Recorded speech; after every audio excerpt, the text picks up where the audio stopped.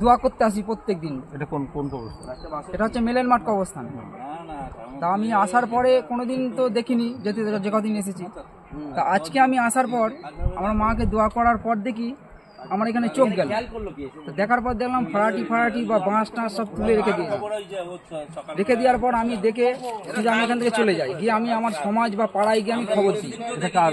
এটা হচ্ছে আমার প্রতিবেশী, এনার এই শওকাত আলী, এনার স্ত্রী সালেহা বিবি বেগম। কতদিন আগে মারা গেছে? ও মরে গেছে আপনার ঈদের দিনকে 31শে মার্চ। হ্যাঁ, তো এই 10 দিন হলো আপনার। তো মৃতদেহকে নিয়ে গেছে নাকি? না, মৃতদেহ নিয়ে যেতে পারিনি, তা ওরা দেখে খুলে রেখে দিয়েছে।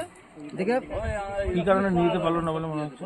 ওটা হচ্ছে ওদের যে কোনো একটা উদ্দেশ্য ছিল, যেটা নিয়ে গিয়ে লাশটা নিয়ে গিয়ে যা বিক্রি করার জন্য হোক বা যা কোনো কাজে লাগানোর জন্য হোক, ওরা এই কাজটা করার জন্য এসেছিল। আর পরিস্থিতি অনুযায়ী ওরা দেখে।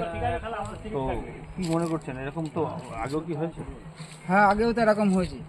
আর এই কবরস্থানের কি সুরক্ষার ব্যাপারে কি বলবেন? সুরক্ষার ব্যাপারে বলতে যে আমরা এই যে ঘরটা রয়েছে, ঘরের ব্যাপারেও অনেক নোংরামি কাজ হয় আমরা দেখেছি যেহেতু। হ্যাঁ, এবং আমাদের হচ্ছে উদ্দেশ্য হচ্ছে যাতে শান্তি শৃঙ্খলা হয়, যাতে সমস্যাটা। পুলিশ প্রশাসন এসেছিল? হ্যাঁ, পুলিশ প্রশাসন এসেছিল। কি হলো? পুলিশ প্রশাসন এসে দেখলো, বললো ঠিক আছে আমরা দেখছি, স্টেপ নেবো যাতে ব্যবস্থা। আপনাদের কিন্তু বসার ব্যাপার হয়েছে কোনো সমস্ত কবরস্থান? মাঝে মধ্যে এরকম ঘটনা ঘটছে অনেক জায়গায়। বসার ব্যবস্থা বলতে ওরা মনে হয় বসবে যতটা সম্ভব। থানায় আছে? হ্যাঁ, থানায় ওটা বসবে, বসে ওটা যেটা হয় সেটা করবে। কি নাম আপনার? আমার নাম হচ্ছে মোহাম্মদ সাইফুল আলী শেখ। এখানেই বাড়ি? হ্যাঁ, আমার বেরপাড়ায় বাড়ি আমার।